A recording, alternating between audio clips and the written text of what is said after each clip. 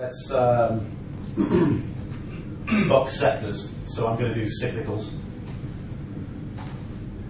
Now, in the US, cyclicals, materials down 1.3, industrials down 1.6, consumer discretionary down 1.3, financials flat, and IT down 2%. Now, it's actually been a fairly broad-based sell-off in the cyclicals in the United States.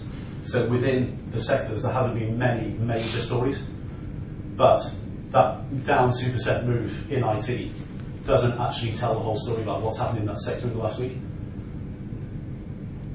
So what actually drove that sector down was Hewlett Packard. So HP had a warning for 2011, net profit warning. Stock's fallen 10% since it was down 8% on the day, and it went down another 4% the following day, and it's bounced a little bit.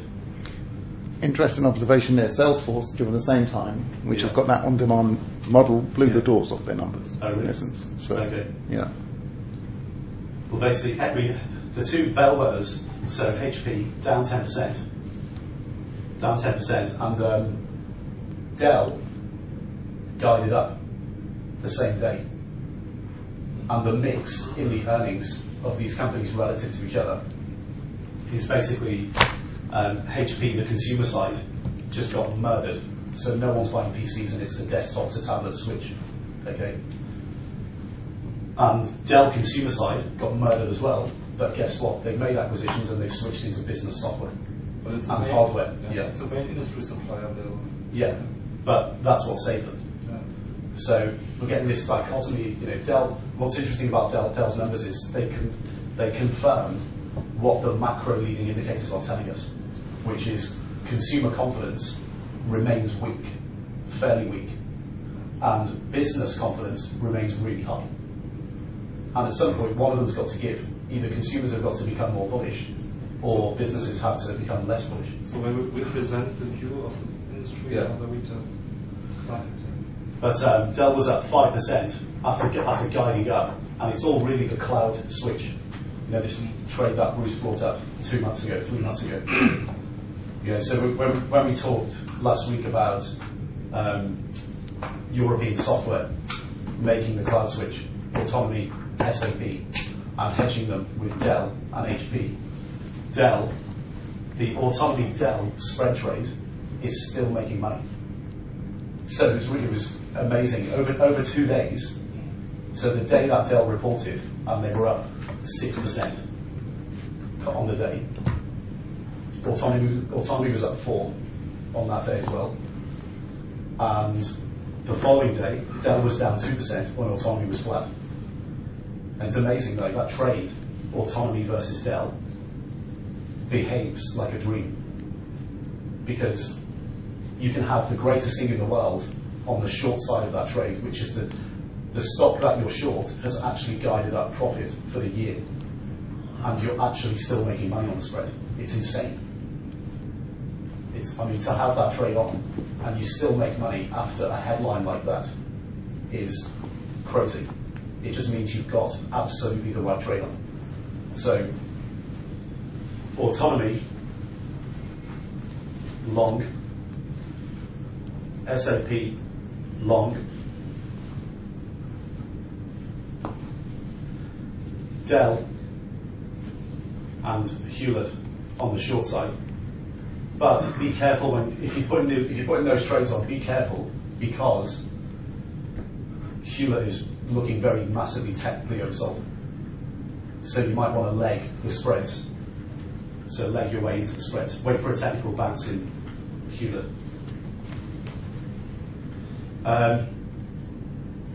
Europe, autos and parts down 2.7, banks down 1.27, mining down 1%, industrial metals down 2.8. Let's start with autos and parts. Seen a lot of profit taking in Germany, so that's why the DAX has been a bit heavy. So you've seen quite a bit of profit taking in Volkswagen. BMW is holding up quite well actually. It's actually flat over the last week. If we look at the BMW chart actually, And I think what we've seen in this sector, the autos and parts sector, is just profit taking going into the summer. I think this is an opportunity to get long. So BMW's numbers were amazing in April. They've gone up ever since, and now we're seeing some profit taking going into the summer. But look at that through a reverse head and shoulders. I mean, basically, BMW just looks like the DAX. Yeah. But you know, you're getting long the luxury end car makers go. So you're basically buying the 5 and 7 years. That's what you're buying when you buy BMW. And Volkswagen, again, fairly similar looking chart. So you've got a big spike up there in April on auto. Yeah. And we've got a bull flag coming back in, a bit of on a bull flag there. I think this is an opportunity to get long BMW and Volkswagen going into the summer.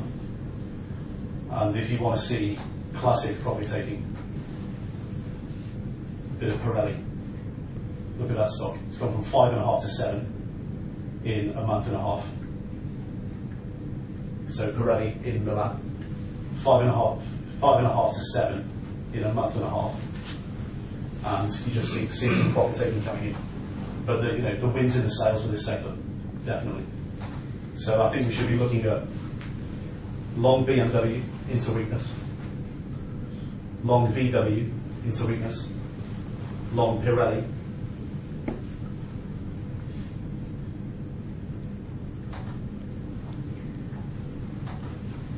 industrial metals down 2.8. So we've seen a little short squeeze in the second line names. So the ones that we talked about last week. I was expecting a bit of a short squeeze in copper. CAS, Antofagasta, Vedanta, Eurasian Natural Resources. They've all squeezed a little bit off their lows. They're looking very, very oversold technically. But the reason why the sector's down is really because of Billiton and Rio. So the heavyweights in the sector have come second. The selling seems to have come second. So maybe there's people putting on or taking off those spreads. Where you basically see, because usually what happens is when sectors come off, usually the heavyweights come off first. Because when hedge funds or pension funds are looking to just move into cash, they look for the most liquid names to get the cash first, and then they go for the second line names. What we've seen in this sector is the second line names get hit really hard, and then the first line names. So that to me says people have actually had the spreads on, where they've actually been long the second line names and short the top line names. They've capitulated on the second line names, and now they bought back the first line names, which is why second line names got hurt and first line names were okay. And then this performance is reversed. So you can see what trades people have on in the market just by that move. So on the watch list, keep these second line names on the watch list. Short CAS, Anto, Vedanta, ENRC into a rally.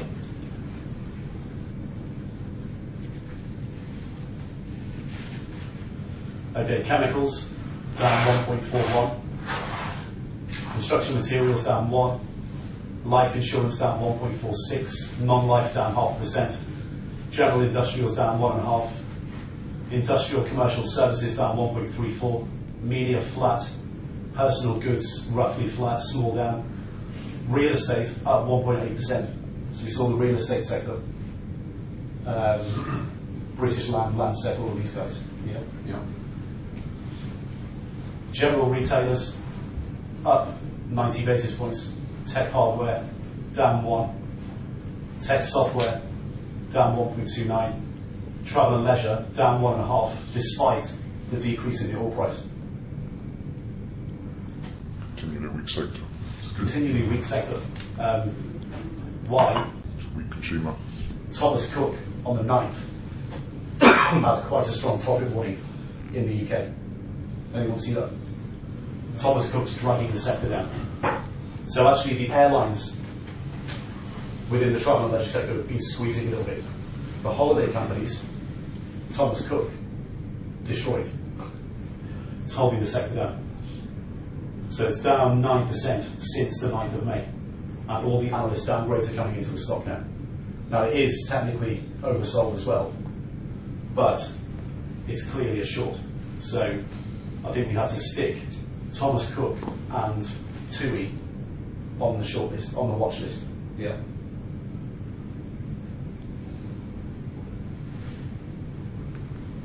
So I think we've got to have on the watch list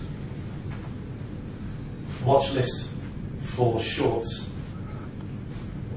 CAS, Antofagasta, Vedanta, and Eurasian Natural Resources, Thomas Cook and TUI. So we're looking to short those into rallies, okay? And summarise on the long side, long BMW, long VW, long Pirelli, okay? Defensives, John?